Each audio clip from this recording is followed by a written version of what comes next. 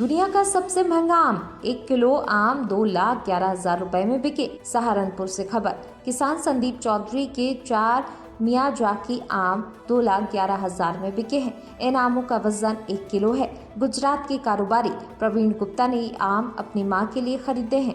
संदीप चौधरी से 1 kilo Miyazaki आम का सौदा पहले 3.5 लाख रुपए में तय हुआ था। किसान ने ये जानकर कि आम मां की खातिर खरीदे जा रहे हैं, ये डील 2,11,000 की कर दी।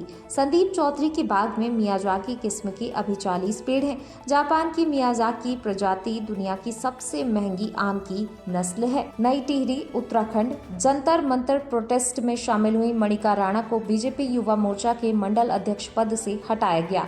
जंतर मंतर प्रोटेस्ट में शामिल होने पर बीजेपी युवा मोर्चा मंडल अध्यक्ष पद से हटाई गई उत्तराखंड की मणिका राणा ने कहा, स्टूडेंट के हित की बात है, इसलिए मैं जंतर मंतर पर थी। मुझे खुशी है कि हमारी मांगें पूरी हुई।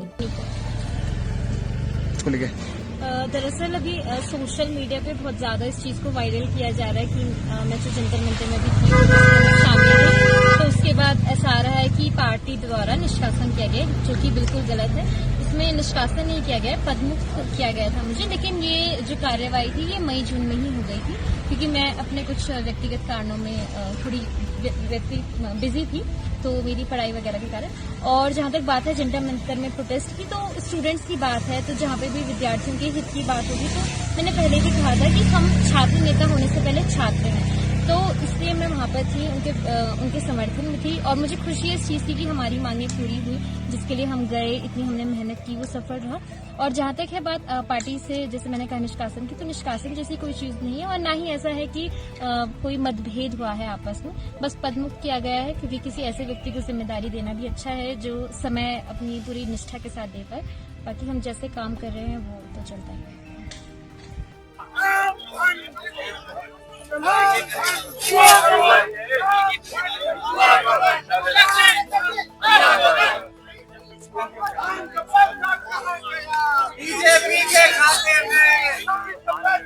चढ़ावा चोर गद्दी छोड़ नारे लिखी तख्तियां लेकर सपा का संसद परिसर में प्रदर्शन। नई दिल्ली से खबर, चढ़ावा चोरी मामले में सपा सांसद डिंपल यादव के नेतृत्व में सपा का प्रदर्शन। राम मंदिर में चढ़ावा चोरी मामले में किया गया प्रदर्शन।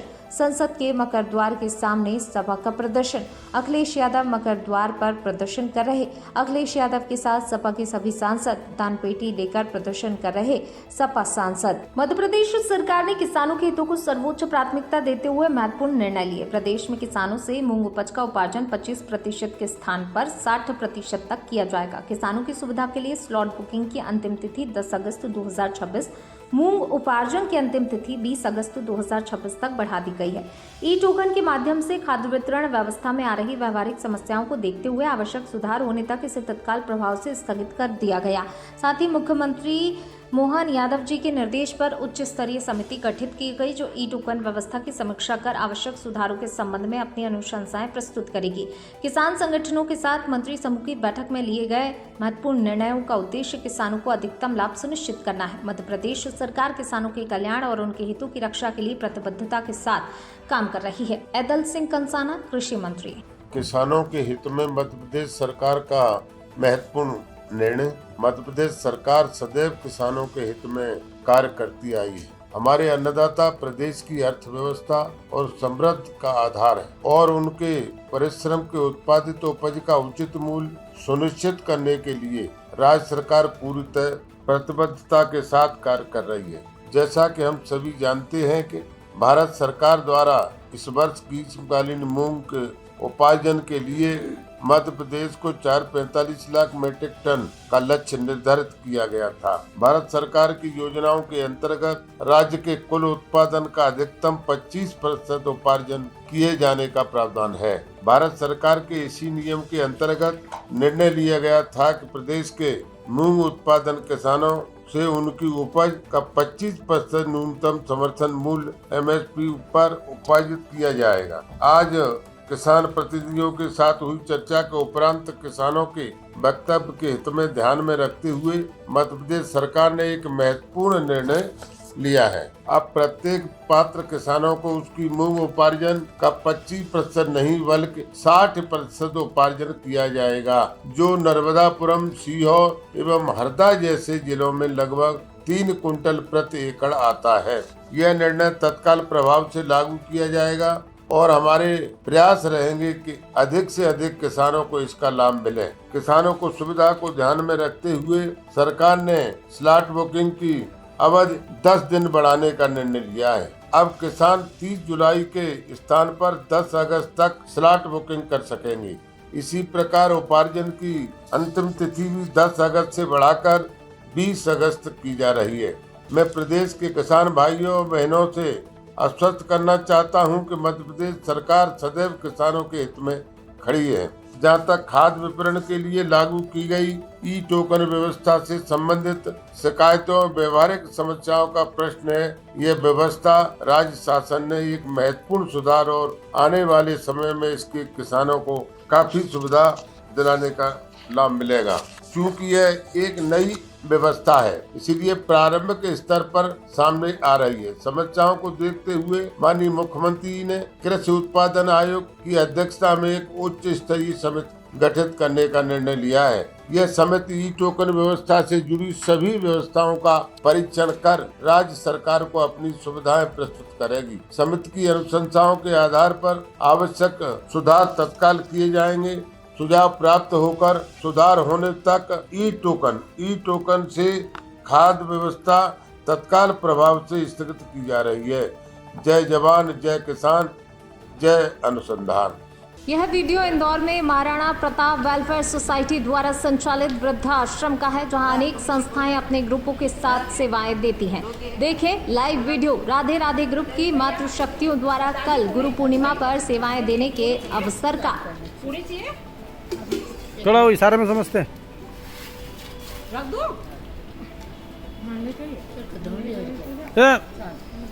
पूछ पूरी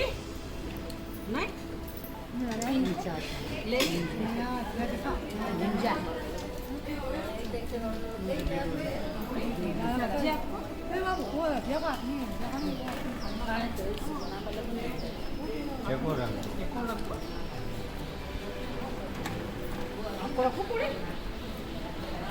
सब्जी चावल चावल चाहिए। हाँ।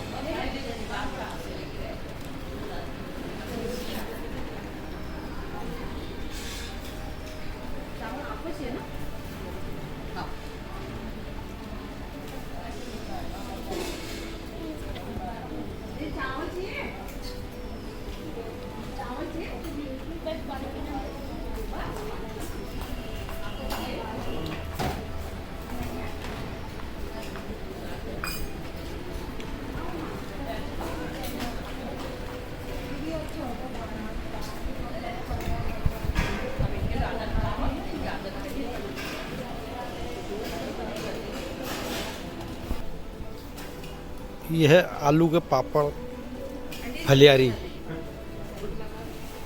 इन्हीं महिलाओं और पुरुषों के द्वारा बनाए जाते हैं। यहाँ पर जो बाज़ार में सेल आउट होते हैं, उस राशि से इस आश्रम में अन्य खर्च भी होते हैं।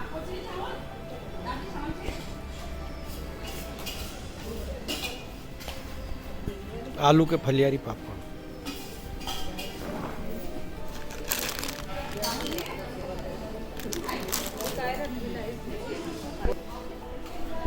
7 सफाई का ध्यान ज़्यादा रखते हैं। और इतनी स्वच्छता है यार, वाह देखो आप, गजब यार।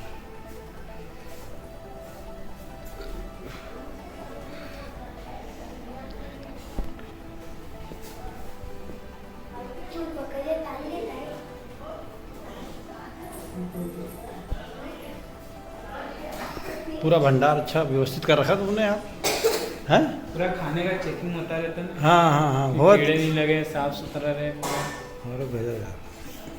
कोई सा भी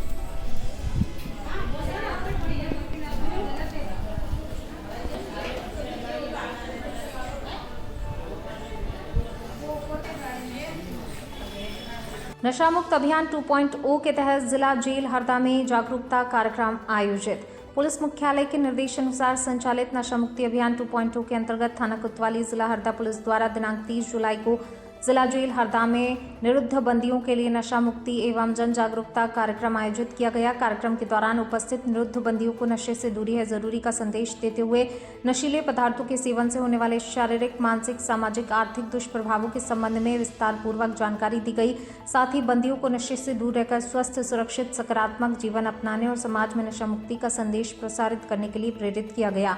इस अवसर पर उप निरीक्षक संतोष रघुवंशी, प्रधान आरक्षक 229 विजय, प्रधान आरक्षक 76 नितेश तिवारी, आरक्षक 114 राम नरेश एवं आरक्षक 70 रोहित चौरे द्वारा उपस्थित निरुद्ध बंदियों को नशे के दुष्परिणामों से अवगत कराते हुए नशा मुक्ति का संकल्प दिलाया। कार्यक्रम में जिला जेल हरदा के अधिकारी एवं कर्मचारी उपस्थित रहे।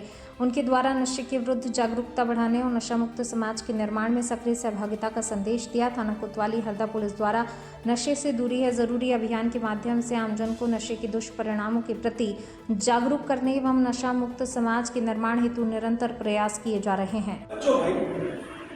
गुस्से को कंट्रोल करो, सबसे पहली बात। गुस्सा कंट्रोल कब होगा? जब आपकी प्रवृत्ति तामसी नहीं हो। तामसी प्रवृत्ति कब होती है? विचार बदल जाते हैं। आप नशा करोगे, आपके विचार बदल जाएगा। किसकी स्थिति करना है, किसकी महिला करना, क्या है?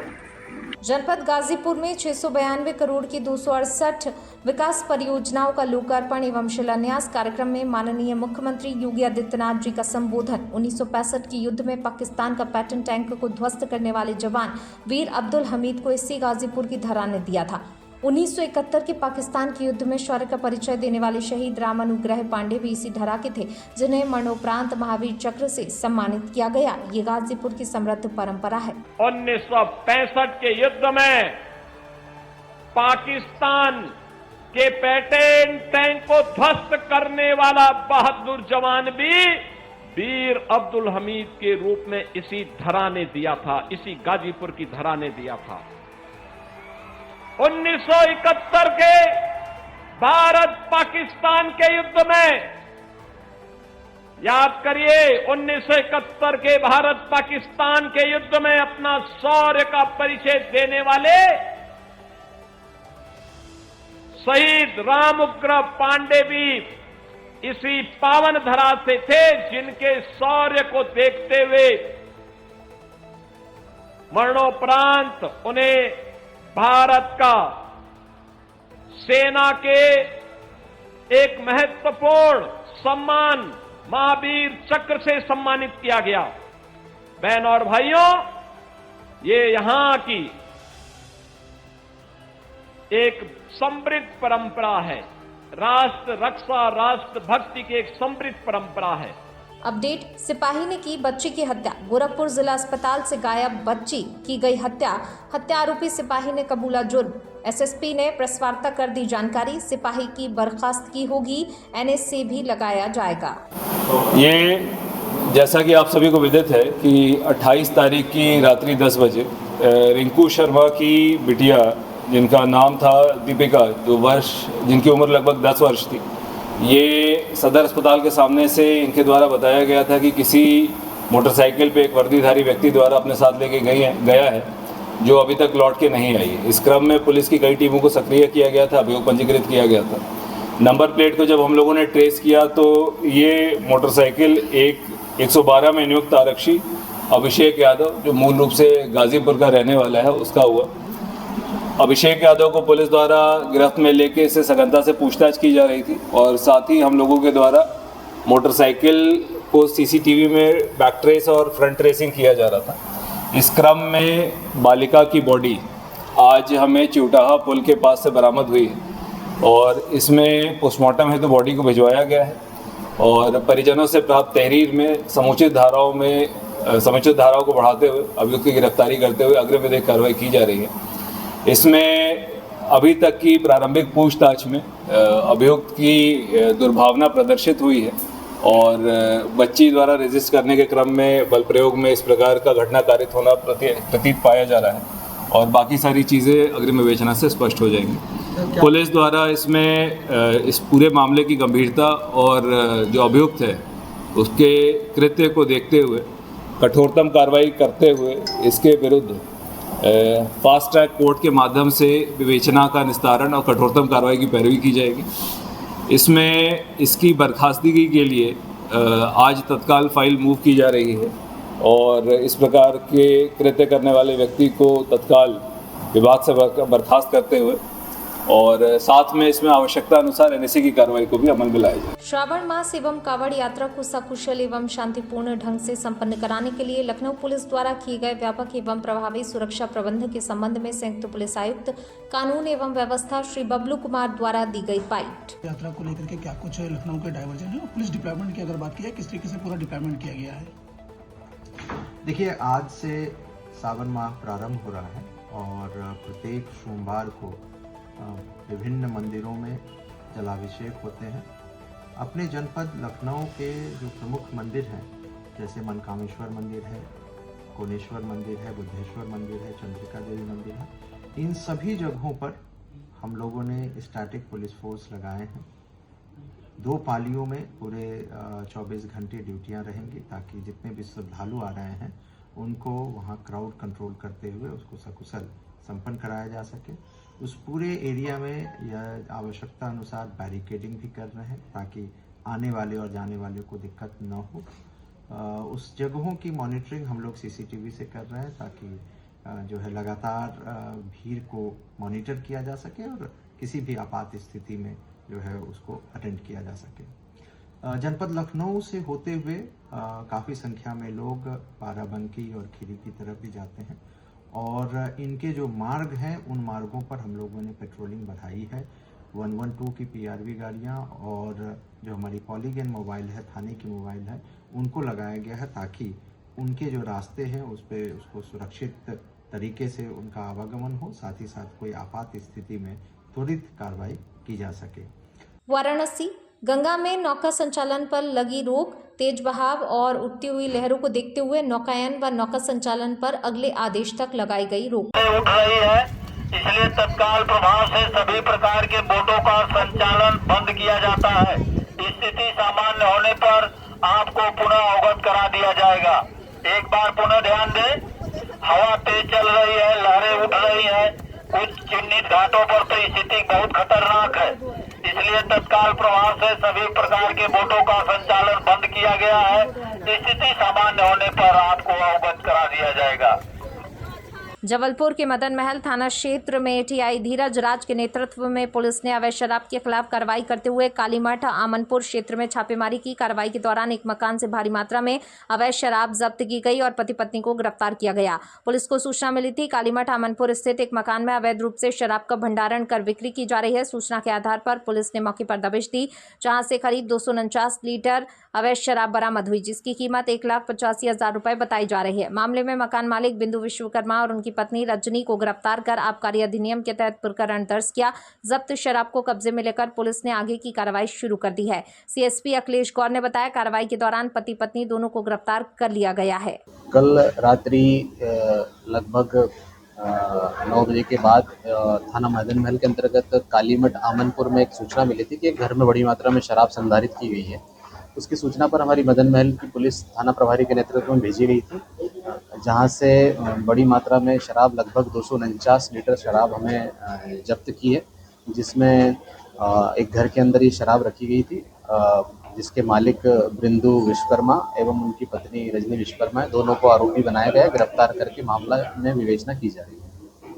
बांदा जनपद के ग्राम गुरेचली एवं आसपास के क्षेत्र में लंबे समय से बनी लो वोल्टेज की समस्या से परेशान किसानों का आक्रोश गुरुवार को सामने आ गया। सिंचाई के लिए पर्याप्त बिजली न मिलने से नाराज किसानों ग्रामीणों ने बिजली विभाग के कार्यालय पहुंचकर अधिकारियों का घेराव किया और समस्या के समाधान की मांग उठाई। किसानों ने बताया क्षेत्र में लगातार कम वोल्टेज मिलने के कारण ट्यूबवेल और सबमर्सिबल पंप संचालित नहीं हो पा रहे हैं। इससे धान समेत अन्य फसलों की सिंचाई प्रभावित हो रही है और किसानों को नुकसान उठाना पड़ रहा है। ग्रामीणों का आरोप है समस्या की शिकायत कई बार बिजली विभाग के अधिकारियों से की गई, लेकिन कोई ठोस कार्रवाई नहीं हुई। किसानों ने कहा यदि समय रहते समस्या का समाधान नहीं किया तो फसलें सूखने की कगार पर पहुंच जाएंगी। आक्रोशित किसानों ने उपखंड अधिकारी को ज्ञापन सौंपकर क्षेत्र में लो वोल्टेज की समस्या का समाधान कराने की मांग की। किसानों ने चेतावनी दी यदि जल्द ही सुधार नहीं हुआ तो वे आंदोलन को मजबूर होंगे। आप बोल लेते हैं। भैया क्या नाम है आपका? मेरा नाम दिनेश सिंह है। मैं ग्राम पंचायत गुरे और समस्त ग्रामवासियों को लेके आया हूँ। जो जारी फीटर में जितने भी गांव हैं सब जगह के लोग आए हैं और सबसे बड़ी समस्या ये है कि लो वोल्टेज और बिजली कटौती से लोग परेशान हैं। देखा जाए तो यहाँ के बिजली विभाग का तानाशाही रवैया इतना बुरा है कि यहाँ के जो भी CUG नंबर है जनता की मदद के लिए, जनता की जानकारी के लिए, अगर बिजली से कहीं आग लग जाए तो मैं इस पावर हाउस में या CUG नंबर में जानकारी भी नहीं दे सकता कि भैया लाइन बंद कर दो, आग लग गई है, क्योंकि ये कभी फ़ोन ही नहीं उठाते। और दूसरी चीज़ यहाँ पे बात करें लो वोल्टेज की, लो वोल्टेज हर साल का ये सिस्टम है कि लो वोल्टेज से लोग कम से कम 2 से 3 महीने परेशान रहते हैं और कई बार हमेशा हर साल जाम लगाया जाता है। जाम लगाने के बाद ऑटोमेटिक मशीनें सही हो जाती हैं, ऑटोमेटिक सब कुछ सही हो जाता है, मगर अगर लिखित हम शिकायती पत्र देते हैं, मौखिक जानकारी देते हैं तो यहाँ के अधिकारी कभी उस समस्या का समाधान नहीं करते। और मैं ये भी बताना चाहता हूँ कि गुरे गाँव में 8 दिन से बंच केबल जली पड़ी हुई है। लगभग 50 उपभोक्ता परेशान है। वहाँ पे बीमार बच्चे, बुजुर्ग इस तरह तड़प रहे हैं गर्मियों में। और बिजली की समस्या को लेकर लगातार डिजिटल इंडिया की बात करने वाली सरकार जो डिजिटल इंडिया की बात करती है, अगर बिजली के बिना डिजिटल इंडिया बन जाए तो मैं सरकार से पूछना चाहता हूँ कि कैसे डिजिटल इंडिया बनेगा। अगर बिजली नहीं है तो डिजिटल इंडिया कैसे बनेगा। और यहाँ के जय साहब से मैंने कहा कि बंच केबल जल गई है, इसको बदला दीजिए, तो जय साहब का कहना है कि हमारे पास लेवर नहीं है। इनके पास ना लेवर है ना इनके पास हाइड्रा है। अगर इनके पास कुछ नहीं है तो इस्तीफा देके ताला लगा के पावर हाउस में अपने घर चले जाएंगे। और मैं ये भी बताना चाहता हूँ कि ऐसा ही अगर रवैया रहा तो आने वाले 2027 के चुनाव में और इसका भुगतान उत्तर प्रदेश सरकार को भोगना पड़ेगा, जिसके संपूर्ण जिम्मेदार ये होंगे। और मैं इसमें अल्टीमेटम दिए हूँ कि अगर 24 घंटे के अंदर अगर मेरे समस्या का समाधान नहीं होगा, मेरी क्षेत्र का समाधान नहीं होगा तो मैं हजारों की संख्या में भीषण लव जिहाद का एक गंभीर मामला सामने आया। हिंदू धर्म सेना के प्रदेश संयोजक नीरज राजपूत के अनुसार जबलपुर की रहने वाली युवती से आरोपी ने पहचान छिपाकर और खुद को सौरभ बताकर कोर्ट में दोस्ती की थी। लगभग 2 साल तक साथ रहने के दौरान जब युवती ने विवाह का प्रस्ताव रखा तो उस पर धर्म परिवर्तन और निकाह करने का दबाव बनाया। मना करने पर युवती को धार्मिक रीति रिवाजों का पालन कराने और प्रताड़ित करने के आरोप लगाए गए हैं। पीड़ित महिला जो वर्तमान में 5 महीने की गर्भवती है द्वारा विवाह का दबाव बनाने पर आरोपी और उसके परिजनों की ओर से जान से मारने की धमकियां दी जा रही हैं। हिंदू धर्म सेना के कार्यकर्ताओं ने पीड़ित महिला के साथ पुलिस अधीक्षक कार्यालय पहुंचकर निष्पक्ष जांच और सख्त कार्रवाई की मांग की है। साथ ही संगठन ने समाज और अभिभावकों से अपनी बच्चियों के प्रति सतर्क रहने और जागरूकता बरतने की अपील भी की है। लव जिहाद बंद करो, बंद करो, बंद करो, लव जिहाद बंद करो, बंद करो, बंद करो। भारत माता जय श्री राम, जय जय श्री राम, जय श्री राम। लव जिहाद करने वालों को जूते मारो सालों को, लव जिहाद करने वालों। मेरे साथ 2024 से जो नामक था सोहराब शेख अख्तर, उसने अपना नाम मुझे बताया था सौरभ, जो कि ओरिजिनल नाम उसका सोहराब शेख है। उसने जान पहचान बढ़ाई और मैं जानती थी कि वो एडवोकेट हैं, तो हमारे घर के सामने किसी कार्य से अपने क्लाइंट से मिलने आता था। इस प्रकार से उसने मेरे से ज़्यादा जान पहचान बढ़ाई, मेरे बारे में मुझसे बात की और मेरी जो स्थिति है उसके बारे में जाना और उसने अपनी शादी का प्रस्ताव रखा मुझसे। मैंने उनसे समय मांगा लेकिन वो मेरे पीछे पड़ गए और बोले कि नहीं हम आपसे शादी करना चाहते हैं। ये सब बातें उसने अपने रखी। कुछ दोस्ती यारी चलती रही, घूमना फिरना हमारा चलता रहा। उसके बाद फिर कुछ महीनों बाद मुझे जानकारी लगी इसकी आईडी से कि ये हिंदू नहीं है। उसने नाम बताया था सौरभ और बताया था हम अमरपाटन के रहने वाले हैं, राजपूत ठाकुर हैं हम। फिर कुछ समय बाद इसकी इंस्टाग्राम आईडी और इसको कोर्ट में सीट मिली, इंस्टाग्राम आईडी मिली, फेसबुक आईडी मिली, तो उसमें सोहराब शेख था, सोहराब शेख नाम था। तब फिर मैंने इनसे बोला कि ऐसा वैसा आपने तो ये मुझे बताया ही नहीं कि आप सोहराब हैं, आपका नाम तो सौरभ है, आपका नाम तो सोहराब है, आपका नाम तो सौरभ है ही नहीं। बोले नहीं, कोर्ट में मुझे सब सौरभ बोलते हैं, घर में गोलू गोलू बोलते हैं। और फिर इस तरीके से उन्होंने मेरा शारीरिक शोषण भी किया और मुझसे शादी का वादा भी किया। घर परिवार समाज में सब जगह आना था। चूँकि मैं शासकीय कर्मचारी हूँ, अधिकारियों के सामने भी बाकायदा अपनी ड्रेस पहन के आता था। पूर्ण तरीके से उसने मेरा विश्वास जीता। जीतने के बाद अप्रैल में शादी का हमारा डिसाइड हो गया था कि 1-2 दिन पहले सबको बताएंगे, शादी करेंगे करके। और उसने मुझसे बिना बताए 30 मार्च को वो मुझसे मिलने आया था मेरे घर पे, और 31 मार्च को जब मैं सुबह सुबह ड्यूटी चली गई तो 31 मार्च को उसने अपनी शादी कर ली, निकाह कर लिया एक मुस्लिम लड़की से ही अपने धर्म में। और मुझे जानकारी नहीं लगी। बाद में मुझे जानकारी लगी, मैंने उसकी फैमिली को सब कुछ पता था मेरे और उसके बारे में, सब कुछ। यहाँ तक कि अल्फिजा को भी मैंने बता दिया था कि इससे शादी मत करना, हमारे 1 साल से हम साथ में हैं और हम शादी करने वाले हैं। और फिर अब है तो जब मुझे गर्भपात ठहरा तो उसने बोला कि बच्चा नहीं गिरवाना, ये नहीं करना, वो नहीं करना, सब कुछ। और अब बार-बार आके मुझे धमकी दे रहा है, मेरे घर बार-बार आ रहा है, मानसिक रूप से प्रताड़ित कर रहा है अपनी वाइफ से, उसकी माता-पिता, उसका भाई। और धर्म परिवर्तन के लिए करवाया उसने मुझसे, कलमा पढ़वाया, नमाज पढ़वाई, रोजे रखवाए। मैंने पूरे 1 महीने रोजे रखे। और यहाँ पे घंटाघर के पास मस्जिद है, वहाँ वो भी करवाया। और मुझे गौ मांस भी खिलवाया। जिस होटल में खिलवाया उसकी शिनाख्त मैं कर सकती हूँ। ये सारी चीज़ें उसने मुझसे करवाई कि अब तो तुमको शादी करनी पड़ेगी, अब तो तुम वैसे ही तुमको सब जानने लगे, पहचानने लगे मुझे भी, और तुम क्यों कहीं और शादी करोगी, मेरे से ही करोगी, मैं अपनी पत्नी को तलाक देके तुमसे ही शादी करूँगा। उसके बाद अब जब बार-बार घर आ रहा है मेरे, और घर आके मुझे बार-बार रूप से मानसिक रूप से प्रताड़ित भी कर रहा है, मारा-पीटी भी करके गया मेरे साथ। और कल उसकी फैमिली और उसकी वाइफ का कॉल आया मेरे पास, मुझे धमकी दे रहे हैं। उसमें सब शामिल है, लड़के के माँ-बाप, भाई-बहन, दीदी, जीजा, एक छोटा बच्चा है, वो मुझे चाची बोलता है। और अल्फिजा जो उसकी पत्नी है, उसके माँ-बाप भी शामिल हैं, उसका भाई भी शामिल है। अल्फिजा खुद इन सारी साजिशों का शिकार उन्होंने मुझे मिलके बनाया है। मैं कार्रवाई चाहती हूँ। जो उसने मेरे साथ दुष्कर्म किया है और मेरे को धोखे में रखा है, धर्म परिवर्तित कराया है मेरा, उस पे मैं कार्रवाई, पूरे परिवार के खिलाफ मैं कार्रवाई चाहती हूँ। ये लव जिहाद का मामला है। जिला न्यायालय में काम करने वाली एक महिला आरक्षक ने इस आशय का आवेदन पत्र दिया है कि एक सौरभ सिंह नाम के व्यक्ति से उसकी मुलाकात हुई थी, लेकिन बाद में उसका असली नाम सोहराब शेख था, जो उसको बरगलाकर शादी का झूठा वादा करके उसके साथ गलत काम किया, और वर्तमान में वो प्रेग्नेंट भी है। इसमें तत्काल हमने उसको सिविल लाइन भेजा है और FIR दर्ज कर रहे हैं और जल्द ही उसकी गिरफ्तारी की जाएगी। जबलपुर नेताजी सुभाष चंद्र बोस मेडिकल अस्पताल में लगातार हो रही बाइक चोरी की घटनाओं का आखिरकार खुलासा हो गया। अस्पताल परिसर में मरीजों और उनके परिजनों की बाइक चुराकर दहशत फैलाने वाले 2 शातिर आरोपी मोहित खत्री और अशोक पटेल को गड़ा थाना पुलिस ने गिरफ्तार कर लिया। आरोपियों की निशानदेही पर 5 लाख से अधिक कीमत की 6 बाइक और चोरी की वारदात में इस्तेमाल किया जाने वाला एक वाहन जब्त किया गया है। पूरे मामले की जानकारी अतिरिक्त पुलिस अधीक्षक पल्लवी शुक्ला ने दी। नेताजी सुभाष चंद्र बोस मेडिकल अस्पताल में हर दिन हजारों लोग इलाज के लिए पहुंचते हैं। इसी भीड़ का फायदा उठाकर मोहित और अशोक अस्पताल परिसर और आसपास खड़ी दोपहिया गाड़ियों को निशाना बनाते थे। लगातार हो रही चोरी की घटनाओं से आम लोग परेशान थे। शिकायतें बढ़ने पर पुलिस अधीक्षक संपत उपाध्याय ने मामले को गंभीरता से लेते हुए कार्रवाई के निर्देश दिए। अतिरिक्त पुलिस अधीक्षक पल्लवी शुक्ला के मार्गदर्शन में गड़ा थाना प्रभारी प्रसन्न शर्मा ने पुलिस टीम गठित की। सब इंस्पेक्टर संजय गुर्जर, प्रधान आरक्षक ज्ञानेंद्र पाठक, प्रधान आरक्षक संदीप ढहरिया,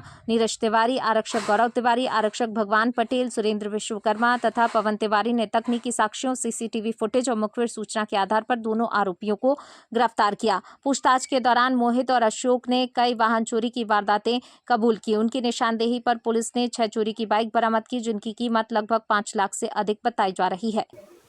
आदरणीय पुलिस अधीक्षक महोदय के निर्देशन में लगातार पेट्रोलिंग की जा रही है, फिक्स पॉइंट्स भी लगाए जा रहे हैं, चेकिंग भी की जा रही है। इसी दौरान थाना प्रभारी गढ़ा को सूचना मिली थी कि मेडिकल से जो बाइक उठ रही हैं उसमें संदेही बताए गए थे। तत्काल टीम को गठित किया गया था, जिसके अंदर 2 चोर मोहित खत्री और अशोक पटेल निवासी विजयनगर और कोतवाली क्षेत्र के रहने वाले हैं, इनको पकड़ा गया। पूछताछ के दौरान इन्होंने 5 बाइक्स चोरना कबूल की गई हैं, जो लॉर्डगंज, माणोताल, मदन महल और मेडिकल की बाइक बताई जा रही है। इनकी कीमत लगभग 2 से 3 लाख आकी गई है। इनका आपराधिक बैकग्राउंड अभी हम लोग निकाल रहे हैं। अभी एक 420 का प्रकरण सामने आया है। इसके अलावा और चोरी के प्रकरण है, वो भी हम लोग खंगाल रहे हैं। मास्टर किन का ये लोग उपयोग करते थे, किस तरह से वो की काम करती थी और किस तरह से उनका आपस में कोऑर्डिनेशन?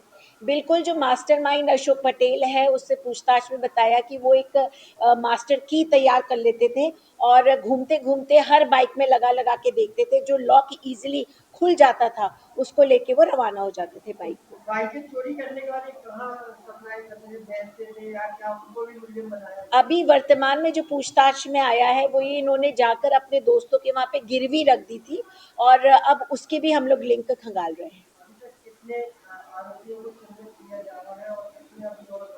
बिल्कुल, अभी तो 2 आरोपियों को गिरफ्तार किया गया है। इसके अलावा इन्होंने कुछ और संदेहियों के नाम दिए हैं, उनको भी हम लोग वेरीफाई करके आगे कार्रवाई करेंगे।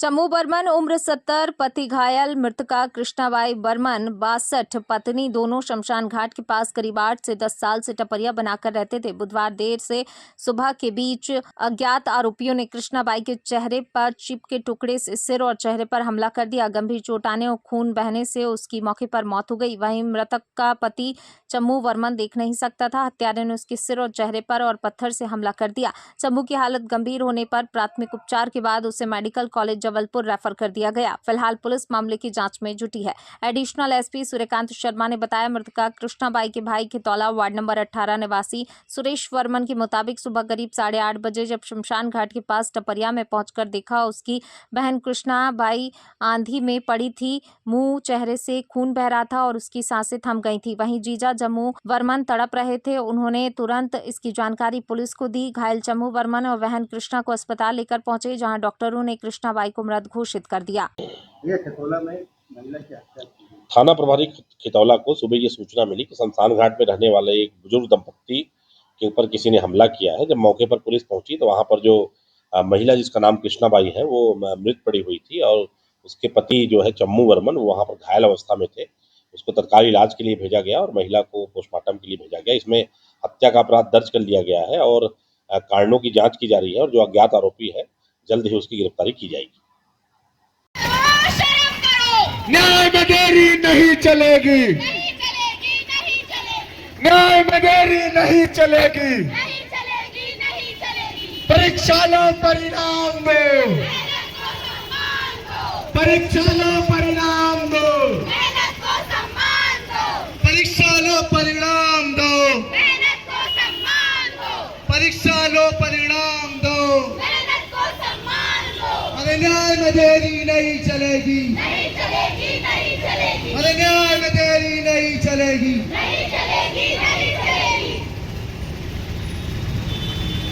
ये बड़े शर्म की बात है कि सारे स्टूडेंट जिनको परीक्षा की तैयारी करनी चाहिए थी, जिनको सिर्फ ज्ञापन देने के लिए नहीं आए हैं, कि सिर्फ कागज पकड़ाने के लिए आए हैं कि आप हमारी आवाज को सरकार तक पहुंचा दीजिए।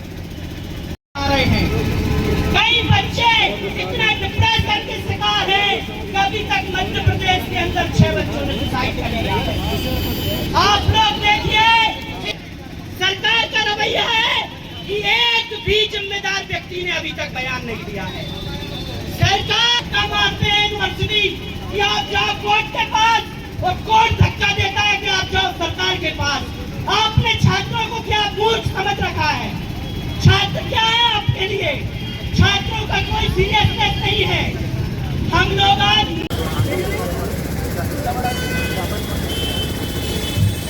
बीएससी नर्सिंग छात्र सत्र 2021 के छात्रों के भविष्य की रक्षा करने हेतु लंबे 3rd ईयर अंतिम वर्ष की परीक्षाएं घोषित करने तथा 10802022 प्रभावी पहल करने बाबत हमारी की डिमांड्स है, वो मैं आपको बताऊंगी। माननीय उच्च न्यायालय स्टेशन 10802022 के विशेष आवेदन दायर कर इस देश के की कार्रवाई करें। हमारा दूसरा डिमांड है IA अंतरिम आवेदन का शीघ्र निवारण हेतु प्रस्तुत IA पर माननीय न्यायालय से अतिशय का हमारा अनुरोध है। थर्ड ईयर परीक्षा का परिणाम तत्काल घोषण में पाए गए कॉलेजेस को 2020-21 सत्र के नर्सिंग के तृतीय वर्ष के छात्रों का परिणाम तुरंत दीजिए। अंतिम वर्ष परीक्षाओं का समयबद्ध सारणी BSc नर्सिंग जारी कीजिए। परीक्षाएं आयोजित की जाए तथा विद्यार्थियों को सत्र BSc नर्सिंग सत्र 2020-21 के छात्रों का सब्र आखिरकार जवाब दे गया। गुरुवार को बड़ी संख्या में विद्यार्थी जिला कलेक्टर कार्यालय पहुंचे और ज्ञापन सौंपकर भविष्य को बचाने की गुहार लगाई।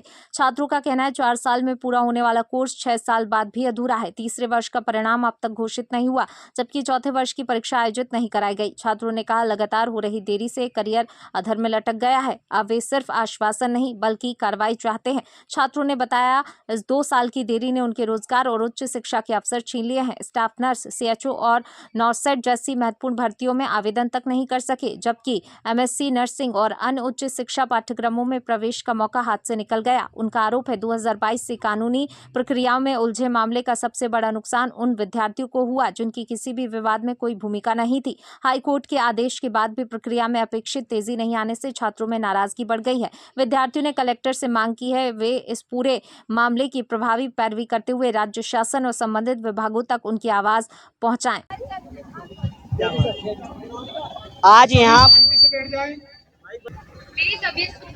आज यहाँ पर मध्य प्रदेश के अलग अलग कॉलेज से नर्सिंग स्टूडेंट यहाँ पर जबलपुर में आए हुए थे। मैं आपको बताना चाहता हूँ कि मध्य प्रदेश के अंदर जो नर्सिंग कॉलेजेस हैं उनमें छात्रों की जो डिग्री कराई जाती है 2020 के बाद आपको ताज्जुब होगा इस मध्य प्रदेश के अंदर स्वास्थ्य विभाग की हालत क्या है कि जिन छात्रों से 3-3, 5-5 लाख रुपया प्राइवेट कॉलेजों ने फीस जमा कराई है, लेकिन 5 साल से उनका पेपर नहीं हुआ है।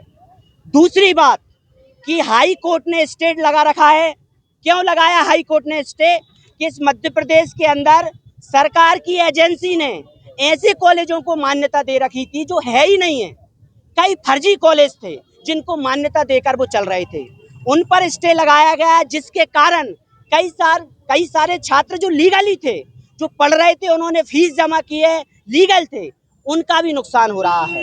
आप देखिए मध्य प्रदेश के अंदर अभी तक 6 बच्चियों ने सुसाइड कर लिया है। अभी 6 साल से बच्चे इतने डिप्रेशन के शिकार हैं, उनके माँ बाप, कि आप सोचिए 6 साल से पेपर नहीं हो, उनके दिल पर क्या बीत रही होगी। उनका भविष्य फ्यूचर में अंधकार में है। हम लोग मजबूरी में आज यहाँ पर आए हुए हैं। वो कई सारे जिलों के साथ मंडला, रीवा, ग्वालियर, इंदौर रात को सफर करके बच्चियां आई हुई हैं जिन्होंने रात से खाना नहीं खाया है। वो लोग आज यहाँ पर आवाज उठाने आए हैं। 50,000 से ज्यादा नर्सिंग छात्र हैं जो इससे प्रभावित हैं। हम लोग 2 बात मांग करने आए हैं। पहली मांग कि अभी 3 तारीख को हाई कोर्ट में हेयरिंग है, उसमें हमारी सुनवाई होनी चाहिए और छात्रों के हित में फैसला होना चाहिए, पहली बात। और मध्य प्रदेश सरकार तुरंत अभी यूनिवर्सिटी को बोले कि तुरंत जितने भी रिजल्ट रुके हैं उनको तुरंत घोषित किया जाए और छात्रों के एग्जाम कंडक्ट कराए जाएं। ये 2 मांग को लेकर हम लोग यहाँ हुए हैं। अगर 3 तारीख को ऐसा नहीं होता तो हाई कोर्ट, जबलपुर, ग्वालियर और इंदौर की ब्रांच हाई कोर्ट के बाहर पूरे नर्सिंग छात्र हाई कोर्ट के बाहर खड़े होंगे और इसका विरोध करेंगे। मेरा नाम सुनील कुमार सेन, नर्सिंग छात्र संघर्ष समिति। यही मांग है कि हमारा एग्जाम टाइम पे हो, हमारा एडमिशन आप सब हमारे आई कार्ड में देख सकते हैं। सेशन लिखा है कब से कब तक का। 2020 में हमारा एडमिशन हुआ था, 2024 में हमारा कंप्लीट हो जाना चाहिए था।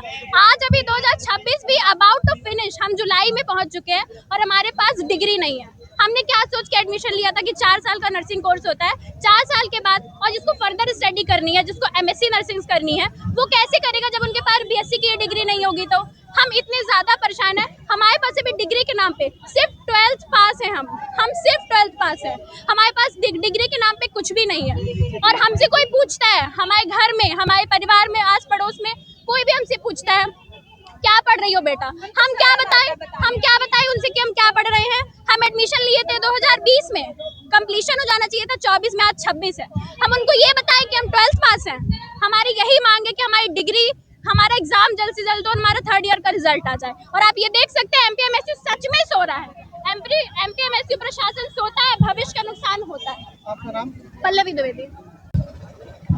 नर्सिंग छात्रों द्वारा आज उनकी परीक्षाएं आयोजित करने और अन्य जो लंबित मांगे हैं उनको पूरा करने के लिए इन्होंने एक ज्ञापन प्रस्तुत किया है, जो कि माननीय सीएम साहब, माननीय शिक्षा मंत्री जी को संबोधित है और इनका ज्ञापन हम मूलतः शासन को आज भेज देंगे। रघुवीर सिंह मरावी, डिप्टी कलेक्टर। अरे न्याय में देरी नहीं चलेगी, परीक्षा परिणाम चाहिए, परीक्षा परिणाम चाहिए, परीक्षा लो परिणाम दो, अरे न्याय में देरी नहीं चलेगी, अरे मोहन यादव होश में आओ, राज्य चिकित्सा मंत्री, लोक चिकित्सा शिक्षा मंत्री होश में आओ, होश में आओ, होश में आओ, होश में आओ, मध्य प्रदेश